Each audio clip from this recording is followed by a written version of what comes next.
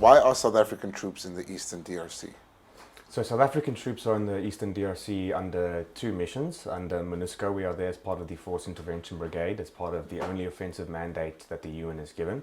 And we are also there under SAMIDRC, a SADC-led operation to assist the armed forces of the DRC in neutralizing enemy groups in the Eastern Congo. What are we meant to do there? So under SAMIDRC, it's important to note that the government keeps referring to it as peacekeeping, but it's not a peacekeeping operation. Those troops do not wear blue helmets.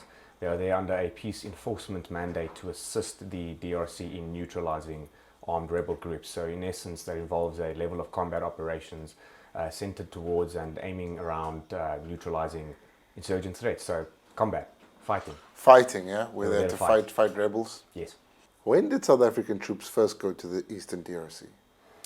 To my knowledge, as early as 1999. We've been in the Congo under MONUC and then MONUSCO in essence since the end of the Congo crisis in the late 90s, also known as the Great African War.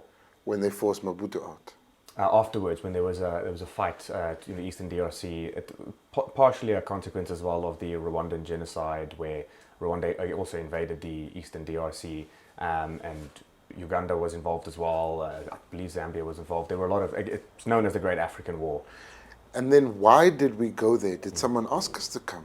Well, there was the Outeniqua Agreement, which Nelson Mandela used a South African auxiliary vessel, the SAS Outeniqua, to broker a peace agreement between the DRC and Rwanda in Kinshasa, which is now known as the Outeniqua Agreement. And as part of that, we were a neutral third party, so we entered under a UN mandate as peacekeepers, which is usually what happens in a peacekeeping operation. A third party is brought in after a ceasefire is brokered to ensure the war doesn't fight or flare up again. So for how long has South Africa had a continuous presence in the Eastern DRC? So the rotation of troops in December under MONUSCO was the 32nd rotation of South African troops there.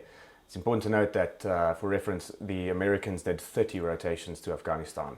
So we've been in the DRC a little bit longer than the Americans were in Afghanistan. That's an incredible perspective. What's that, 20 years? Over 20 years. So give or take since 2099. So we can safely say about 24 years. Has the reason for South Africa being in the DRC changed? That is a difficult question. I believe that there has been some sense of mission creep where, we were there under one mandate, the mandate got extended, then there was the Force Intervention Brigade with an offensive mandate in 2013 originally to beat M23 back after they captured Goma back then. Now we're there under SAMIDRC, which is a completely different mandate, completely different operation, completely different set of rules of engagement. It's not only become our own Afghanistan, it's become our own Vietnam as well, because we've been there so long that there's no clear end game in sight. There's no point or goal where the government can say we've done enough and it's time to withdraw. We're just continually rotating troops in and out, and it's unclear what we're trying to achieve at this point. It's unclear even to you.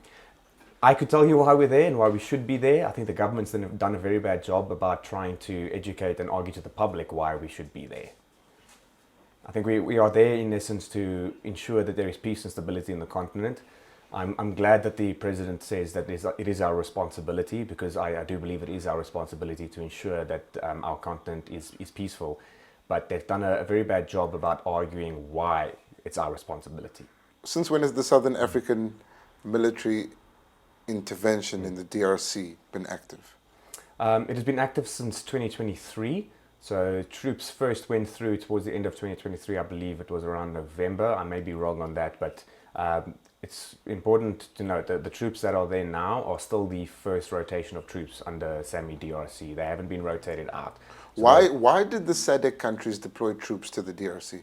To assist the Democratic Republic of Congo's government in their fight. They felt it was a regional fight. The East African community were involved and they pulled out, and SADC felt it was important to assist. Crucially though, the DRC's direct neighbors, Uganda, Zambia and Angola, who are part of SADC, are not there. That seems like a controversial decision. It is, yes. Angola's got the largest air force in SADC, and they have been absent, but they have been taking a position of a mediator with the Luanda process. But Uganda and Zambia are not there as well. The main contingent is South Africa. We were mandated to send in 2,900 troops. I believe the number of troops there right now is between 1,300 to 1,800, so not the full mandate. And then there are also troops from Malawi and Tanzania.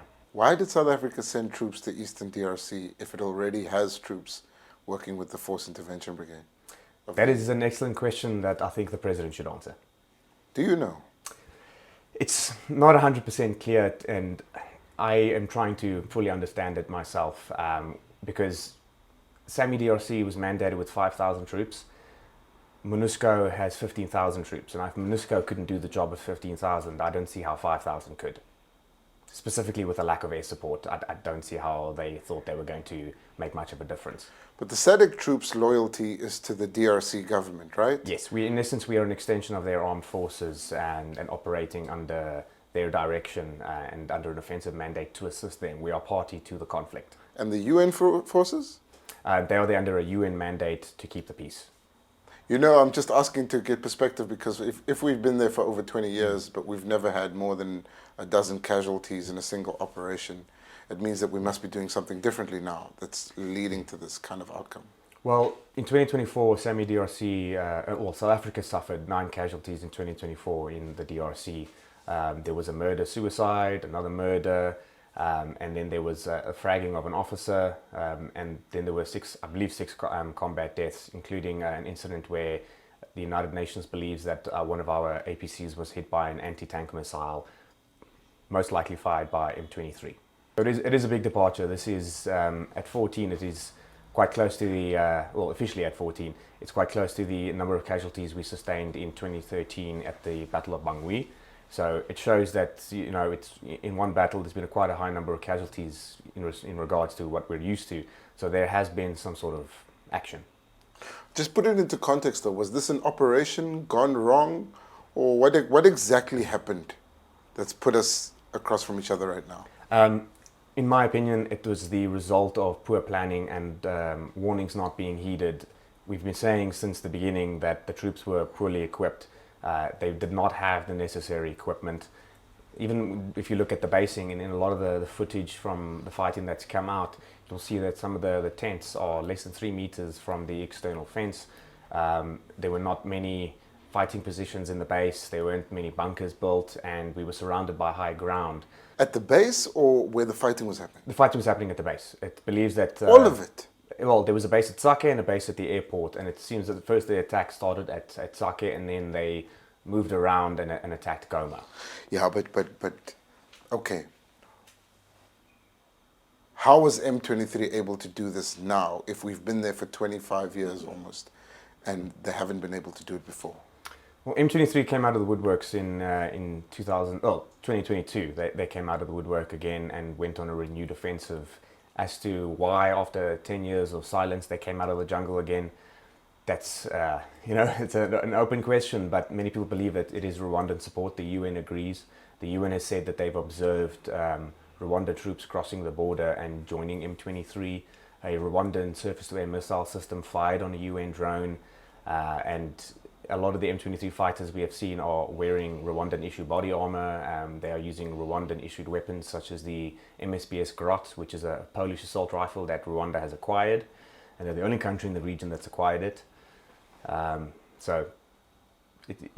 It's very clear who's been backing M23. Could you please explain to me what M23 is? So M23 is an ethnic Tutsi group that is active in the Eastern DRC, whose name comes from the 23rd of March Agreement 2009, which they disagreed with and took up arms and started a rebellion, which we then beat back in 2012. Who is the peace agreement between? I believe it was between the DRC and Rwanda. Are they a big rebel group? They seem to be the largest in the region. Their exact size is unknown. We believe that there's at least 4,000 Rwandan troops within their ranks, but we don't know. Clearly they outman the contingents in the region, and they put up quite a fight, but the exact size of their group it's unknown at this point. Could you succinctly describe how the South Africans were resourced in the Eastern DRC, specifically in this fight in Sake? So from the footage that we have seen and what's been confirmed to Defence Web and myself, they've had armoured personnel carriers, they've had anti-air guns, howitzers, but they crucially lacked any form of air cover or air support. They had no helicopters to evacuate wounded. They had no helicopters to deploy troops, no attack helicopters to bring close air support. So the skies were open for Rwanda. Why you say for Rwanda? Don't you mean M23? M23. The You skies were you open. seem convinced that this was a case of Rwanda It's, attacking SA soldiers. I could say it's 95% sure. What's your opinion on the white flag that was raised by the South African troops and the fact that they were then captured by M23 rebels? I think it's very telling that the official statement from the SANDF states that it was a ceasefire, and they then said that this is a common occurrence in any war. I think a bit of a slip of the tongue from them because they've acknowledged the situation. To my knowledge, it's the first time that South African troops have surrendered a position since Tobruk in 1942. Not as big of a, I mean, that was a much larger contingent at the time, but I think it is very clearly a big moment for South Africa and a dark time in South African military history. It is, in essence, a defeat. We've surrendered. So we have surrendered. No matter what the government tries to say, we have troops that are under custody of a belligerent force. They are surrounded, they are being held within a base, their movements are constricted. They've surrendered.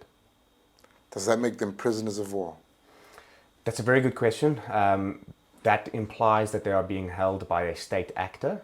The Geneva Convention and the clauses on prisoners of war doesn't actually talk about people being held by non-state actors. To my knowledge, this is the first time South African troops have surrendered to a non-state actor. And the last time this happened in the DRC, I believe, was the 1964 Katanga crisis, where Irish peacekeepers surrendered to a mercenary army. What happened to them? They were held for a few weeks and then returned home. In their instance, they suffered no fatalities. There were light casualties, but it was a trying time for the Irish Armed Forces.